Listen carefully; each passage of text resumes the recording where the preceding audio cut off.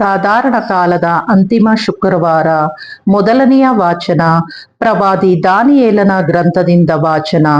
ದಾನಿಯೇಲನು ತಾನು ಕಂಡ ಕನಸಿನ ವಿಷಯವಾಗಿ ಇಂತೆಂದನು. ನಾನು ರಾತ್ರಿ ಕಂಡ ಕನಸಿನಲ್ಲಿ 4 ದಿಕ್ಕುಗಳಿಂದಲೂ ಗಾಳಿ ಮಹಾಸಾಗರದ ಮೇಲೆ ರಭಸವಾಗಿ ಬಿಸಿ ಬಡಿಯುತ್ತಿತ್ತು. ವಿಲಕ್ಷಣವಾದ 4 ದೊಡ್ಡ ಮೃಗಗಳು ಆ ಸಾಗರದಿಂದ ಹೊರಗೆ ಬಂದವು. ಮೊದಲು ಕಾಣಿಸಿದ ಮೃಗ ಸಿಂಹದ ಹಾಗಿತ್ತು, ಆದರೆ ಅದಕ್ಕೆ ಹದ್ದಿನಂತ ರೆಕ್ಕೆಗಳಿದ್ದವು. ನಾನು ನೋಡುತ್ತಿರುವಾಗಲೇ ಆ ರೆಕ್ಕೆಗಳು ಕೀಳಲ್ಪಟ್ಟವು. ಆ ಮೃಗವನ್ನು ನೆಲದಿಂದ ಮೇಲಕ್ಕೆತ್ತಿ ಮನುಷ್ಯನ ಹಾಗೆ 2 ಕಾಲುಗಳ ಮೇಲೆ ನಿಲ್ಲಿಸಲಾಯಿತು. ಅದಕ್ಕೆ ಮನುಷ್ಯನ ಹೃದಯ ಕೊಡಲಾಯಿತು. ಬಳಿಕ ಎರಡನೆಯ ಇನ್ನೊಂದು ಮೃಗವನ್ನು ಕಂಡು, ಅದು ಕರಡಿಯ ಹಾಗಿತ್ತು. ಒಂದು ಹೆಗಲನ್ನು ಮೇಲಕ್ಕೆ ಎತ್ತಿಕೊಂಡಿತು.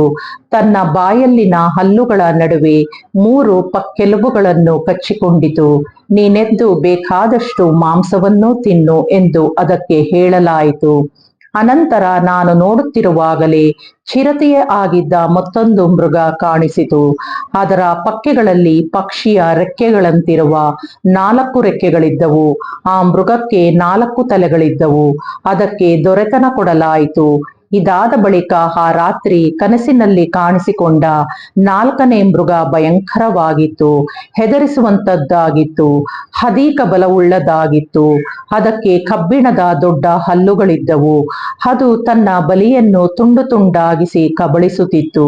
ಮಿಕ್ಕದ್ದನ್ನು ಕಾಲುಗಳಿಂದ ತುಳಿಯುತ್ತಾ ಇತ್ತು. ಅದು ಮುಂಚಿನ ಮೃಗಗಳಿಂದ ವಿಲಕ್ಷಣವಾಗಿತ್ತು. ಅದಕ್ಕೆ 10 ಕೊಂಬುಗಳಿದ್ದವು. ನಾನು ಆ ಕೊಂಬುಗಳನ್ನು ಗಮನಿಸುತ್ತಿರುವಾಗಲೇ ಅವುಗಳ ನಡುವೆ ಇಗೋ, ಇನ್ನೊಂದು ಚಿಕ್ಕ ಕೊಂಬು ಮೊಳೆಯಿತು. ಅದಕ್ಕೆ ಎಡೆ ಮಾಡಿಕೊಡಲು ಮುಂಚಿನ ಕೊಂಬುಗಳಲ್ಲಿ 3 ಬೇರು ಸಹಿತ ಕೀಳಲಾಯಿತು. ಆಶ್ಚರ್ಯವೆಂದರೆ ಆ ಕೊಂಬಿನಲ್ಲಿ ಮನುಷ್ಯನ ಕಣ್ಣುಗಳಂತಿರುವ ಕಣ್ಣುಗಳಿದ್ದವು. ಬಡಾಯಿ ಕೊಚ್ಚಿಕೊಳ್ಳುವ ಬಾಯೂ ಇತ್ತು. ನಾನು ನೋಡುತ್ತಿದ್ದ ಹಾಗೆ ಸಿಂಹಾಸನಗಳನ್ನು ಹಾಕಲಾಯಿತು. ಮಹಾವೃದ್ಧನೊಬ್ಬನು ಆಸೀನನಾದನು. ಆತನ ಉಡುಪು ಬೆಳ್ಳಗಿತ್ತು, ಹಿಮದಂತೆ. ಆತನ ತಲೆಗೂದಲಿತ್ತು ನಿರ್ಮಲವಾದ ಬಿಳಿಯ ಉಣ್ಣೆಯಂತೆ. ಆತನ ಸಿಂಹಾಸನ ಅಗ್ನಿಜ್ವಾಲೆಗಳು, ದಗದಗಿಸುವ ಬೆಂಕಿ ಅದರ ಚಕ್ರಗಳು.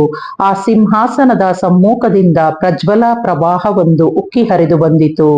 ಲಕ್ಷೋಪಲಕ್ಷ ದೂತರು ಆತನಿಗೆ ಸೇವೆ ಸಲ್ಲಿಸುತ್ತಿದ್ದರು. ಕೋಟ್ಯಾನುಕೋಟಿ ಕಿಂಕರರು ಆತನ ಮುಂದೆ ನಿಂತಿದ್ದರು. ನ್ಯಾಯಸಭೆಯವರು ತೀರ್ಪು ನೀಡಲು ಕುಳಿತುಕೊಂಡರು. ಪಟ್ಟಿ ಪುಸ್ತಕಗಳನ್ನು ತೆರೆಯಲಾಯಿತು. ನಾನು ನೋಡುತ್ತಾ ಇದ್ದೆ. ಆ ಕಿರುಕೊಂಬು ಬಡಾಯಿ ಕೊಚ್ಚಿಕೊಂಡ ನಿಮಿತ್ತ ಆ ಕೊಂಬಿನ ಮೃಗವನ್ನು ಕೊಂದು ಅದರ ಹೆಣವನ್ನು ಹುರಿಯುವ ಬೆಂಕಿಗೆ ಹಾಕಿ ನಾಶ ಮಾಡಿದರು. ಮಿಕ್ಕ ಮೃಗಗಳು ದೊರೆತನವನ್ನು ತೆಗೆದುಬಿಟ್ಟರು. ಆದರೆ ಕೆಲವು ಕಾಲದ ಮಟ್ಟಿಗೆ, ತಕ್ಕ ಸಮಯ ಬರುವ ತನಕ ಅವುಗಳ ಜೀವಾವಧಿಯನ್ನು ಉಳಿಸಿದರು. ನಾನು ಕಂಡ ರಾತ್ರಿಯ ಕನಸಿನಲ್ಲಿ ನರಪುತ್ರನಂತಿರುವವನು ಆಕಾಶದ ಮೇಘಗಳೊಂದಿಗೆ ಬಂದು ಆ ಮಹಾವೃದ್ಧನನ್ನು ಸಮೀಪಿಸಿದನು. ಅವನನ್ನು ಆತನ ಸನ್ನಿಧಿಗೆ ತಂದರು. ಸಕಲ ರಾಷ್ಟ್ರ, ಕುಲ, ಭಾಷೆಗಳವರು ಅವನಿಗೆ ಸೇವೆ ಸಲ್ಲಿಸಲೆಂದು ಅವನಿಗೆ ದೊರೆತನ, ಘನತೆ, ರಾಜ್ಯತ್ವ ಇವುಗಳನ್ನು ಕೊಡಲಾಯಿತು. ಅವನ ಆಳ್ವಿಕೆಗೆ ಅಂತ್ಯವಿಲ್ಲ. ಅದು ಶಾಶ್ವತವಾದುದು. ಅವನ ರಾಜ್ಯ ಎಂದಿಗೂ ಅಳಿಯದು. ಪ್ರಭುವಿನ ವಾಕ್ಯ. ದೇವರಿಗೆ ಕೃತಜ್ಞತೆ ಸಲ್ಲಲಿ. ಕೀರ್ತನೆ. ಶ್ಲೋಕ. ಸರ್ವೇಶ್ವರನನ್ನು ಕೊಂಡಾಡಿ ಅವರನ್ನು ಸ್ತುತಿಸಿ ಸದಾ ಸಂಕೀರ್ತಿಸಿರಿ. ಬೆಟ್ಟ ಗುಡ್ಡಗಳೇ, ಸರ್ವೇಶ್ವರನನ್ನು ಕೊಂಡಾಡಿ ಅವರನ್ನು ಸ್ತುತಿಸಿ ಸದಾ ಸಂಕೀರ್ತಿಸಿ. ಇಳೆಯಲ್ಲಿ ಬೆಳೆಯುವ ಎಲ್ಲಾ ಗಿಡ ಮರಗಳೇ, ಸರ್ವೇಶ್ವರನನ್ನು ಕೊಂಡಾಡಿ ಅವರನ್ನು ಸ್ತುತಿಸಿ ಸದಾ ಸಂಕೀರ್ತಿಸಿರಿ. ಶ್ಲೋಕ. ಸರ್ವೇಶ್ವರನನ್ನು ಕೊಂಡಾಡಿ ಅವರನ್ನು ಸ್ತುತಿಸಿ ಸದಾ ಸಂಕೀರ್ತಿಸಿರಿ. ಕಡಲು ಒಳೆಗಳೇ, ಸರ್ವೇಶ್ವರನನ್ನು ಕೊಂಡಾಡಿ ಅವರನ್ನು ಸ್ತುತಿಸಿ ಸದಾ ಸಂಕೀರ್ತಿಸಿ. ಬುಗ್ಗೆ ಚಿಲುಮೆಗಳೇ, ಸರ್ವೇಶ್ವರನನ್ನು ಕೊಂಡಾಡಿ ಅವರನ್ನು ಸ್ತುತಿಸಿ ಸದಾ ಸಂಕೀರ್ತಿಸಿರಿ. ಶ್ಲೋಕ. ಸರ್ವೇಶ್ವರನನ್ನು ಕೊಂಡಾಡಿ ಅವರನ್ನು ಸ್ತುತಿಸಿ ಸದಾ ಸಂಕೀರ್ತಿಸಿರಿ. ಜಲಚರಗಳೇ, ತಿಮಿಂಗಿಲಗಳೇ, ಸರ್ವೇಶ್ವರನನ್ನು ಕೊಂಡಾಡಿ ಅವರನ್ನು ಸ್ತುತಿಸಿ ಸದಾ ಸಂಕೀರ್ತಿಸಿ. ಆಕಾಶದ ಪಕ್ಷಿಗಳೇ ಸರ್ವೇಶ್ವರನನ್ನು ಕೊಂಡಾಡಿ ಅವರನ್ನು ಸ್ತುತಿಸಿ ಸದಾ ಸಂಕೀರ್ತಿಸಿ. ಕಾಡು ಮೃಗಗಳೇ ದನ ಕರುಗಳೇ ಸರ್ವೇಶ್ವರನನ್ನು ಕೊಂಡಾಡಿ ಅವರನ್ನು ಸ್ತುತಿಸಿ ಸದಾ ಸಂಕೀರ್ತಿಸಿರಿ. ಶ್ಲೋಕ: ಸರ್ವೇಶ್ವರನನ್ನು ಕೊಂಡಾಡಿ ಅವರನ್ನು ಸ್ತುತಿಸಿ ಸದಾ ಸಂಕೀರ್ತಿಸಿರಿ. ಘೋಷಣೆ: ಹಲ್ಲೆಲೂಯ ಹಲ್ಲೆಲೂಯ. ನರಪುತ್ರನ ಮುಂದೆ ನಿಲ್ಲಲು ನೀವು ಶಕ್ತರಾಗುವಂತೆ ನಿರಂತರವಾಗಿ ಪ್ರಾರ್ಥನೆ ಮಾಡುತ್ತಾ ಎಚ್ಚರಿಕೆಯಿಂದಿರಿ. ಹಲ್ಲೆಲೂಯ. ಲೂಕನು ಬರೆದ ಪವಿತ್ರ ಶುಭ ಸಂದೇಶದಿಂದ ವಾಚನ. ಆ ಕಾಲದಲ್ಲಿ ಯೇಸು ಶಿಷ್ಯರಿಗೆ ಈ ಸಾಮತಿಯನ್ನು ಹೇಳಿದರು. ಅಂಜೂರದ ಹಾಗೂ ಇತರ ಮರಗಳನ್ನು ಗಮನಿಸಿರಿ. ಅವುಗಳ ಎಲೆಗಳು ಚಿಗುರುತ್ತಲೇ ವಸಂತ ಕಾಲ ಆರಂಭಿಸಿತೆಂದು ನೀವೇ ಅರಿತುಕೊಳ್ಳುತ್ತೀರಿ. ಅಂತೆಯೇ ಇವೆಲ್ಲವೂ ಸಂಭವಿಸುವುದನ್ನು ನೋಡುವಾಗ ದೇವರ ಸಾಮ್ರಾಜ್ಯವು ಸಮೀಪಿಸಿತೆಂದು ತಿಳಿದುಕೊಳ್ಳಿರಿ. ಇವೆಲ್ಲ ಸಂಭವಿಸುವವರೆಗೆ ಈ ಪೀಳಿಗೆ ಗತಿಸಿ ಹೋಗದೆಂದು ಒತ್ತಿ ಹೇಳುತ್ತೇನೆ. ಭೂಮ್ಯಾಕಾಶಗಳು ಗತಿಸಿ ಹೋಗುತ್ತವೆ, ಆದರೆ ನನ್ನ ಮಾತುಗಳು ಶಾಶ್ವತವಾಗಿ ಉಳಿಯುತ್ತವೆ. ಪ್ರಭುವಿನ ಶುಭ ಸಂದೇಶ. ಕ್ರಿಸ್ತರೇ ನಿಮಗೆ ಸ್ತುತಿ ಸಲ್ಲಲಿ.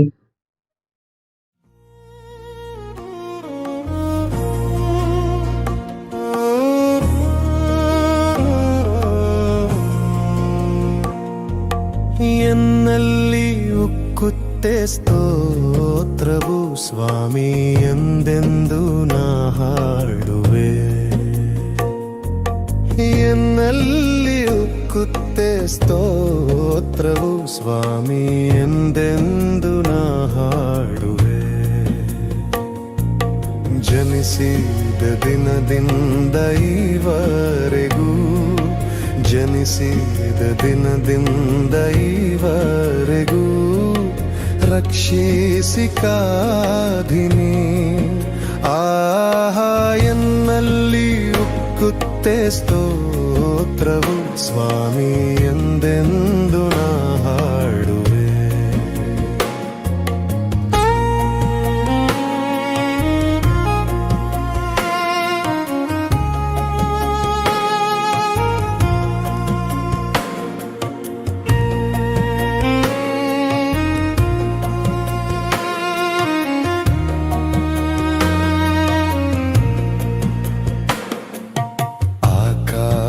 ಮಂಡಲವೆಲ್ಲ ಸಕಲ ದೇವದೂತ ಸೈನ್ಯವೂ,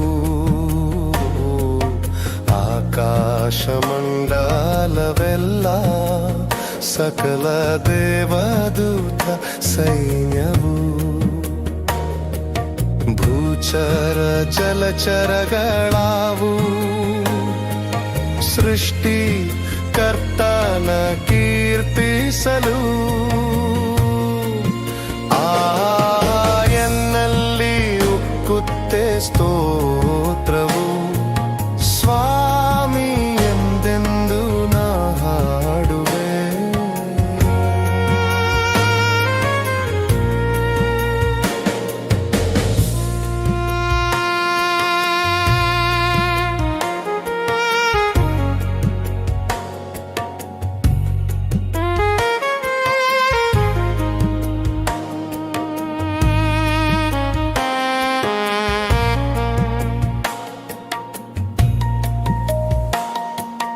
ನಿನ್ನಯ ಅತಿ ಶ್ರೇಷ್ಠ ನಾಮ, ಅದು ನನಗೆಂಥ ಉಲ್ಲಾಸವು.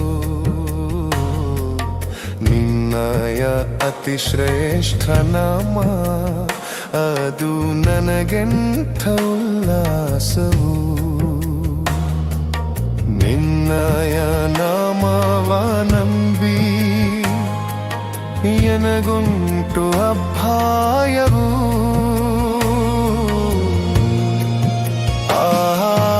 ಎನ್ನಲ್ಲಿ ಉಕ್ಕುತ್ತೆ ಸ್ತೋತ್ರವು ಸ್ವಾಮಿ ಎಂದೆಂದು ನಾ ಹಾಡುವೆ.